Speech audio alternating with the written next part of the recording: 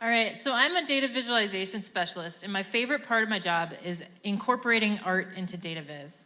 And what I want to do is inspire all of you today to jazz up your Ggplots with a little bit of art and creativity. So we're going to use an example data set that is water use by thermoelectric power plants in the US. And we can create a data viz with just 2 lines of code. But is it good? No. Is it even legible? Not really, right? We can do much better than this. So what we're going to start with is the common steps. We're going to increase the fonts. We can play around with colors. And we can even put the data values on top of each bar in order to increase readability. But is that enough to impress the big cheese? I don't think so. So imagine if we could incorporate each individual thermoelectric power plant as a bubble that's evaporating out of these bars. And that would show the variation in the data, but also stay true to our theme, evaporative water from these thermoelectric power plants. And now that's getting to be a little bit snazzier, right? Yeah.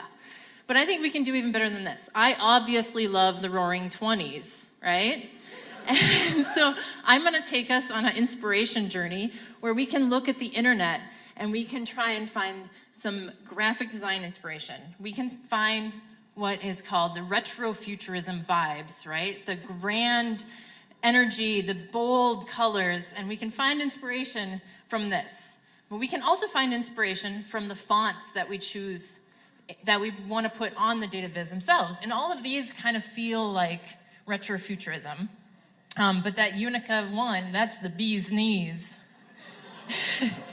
And we can also go to the data set itself, and we can really think about the data source.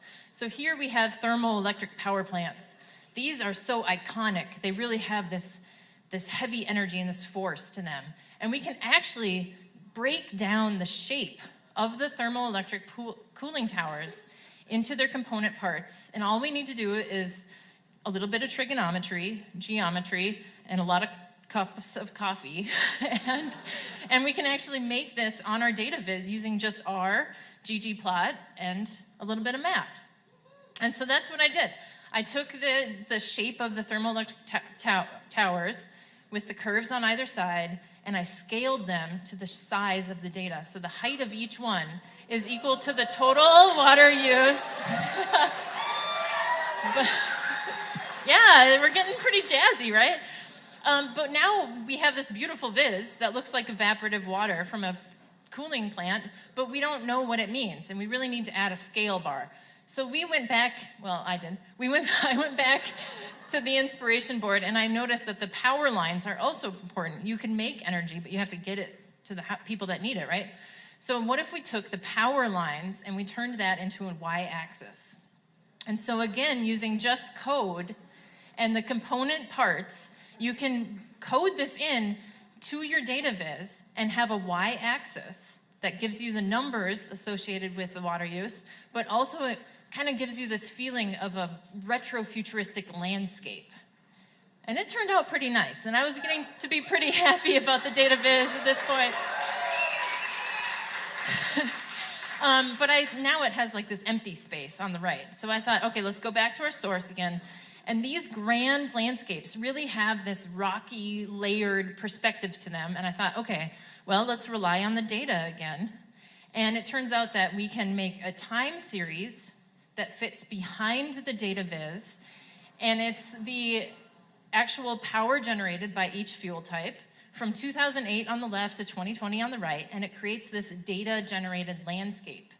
And then all we have to do is play around with the colors, add the legend and some text elements, and voila. We've got the final plot. This is a vision. It's a vision of the future from the past, showing water and power. And we did it, task complete. We took a ragamuffin Ggplot, and we made it into something super hotsy-totsy. So come on with me and hop on the trolley, and let's amplify our data viz up to an 11 with just a little bit of fun and creativity. Thank you.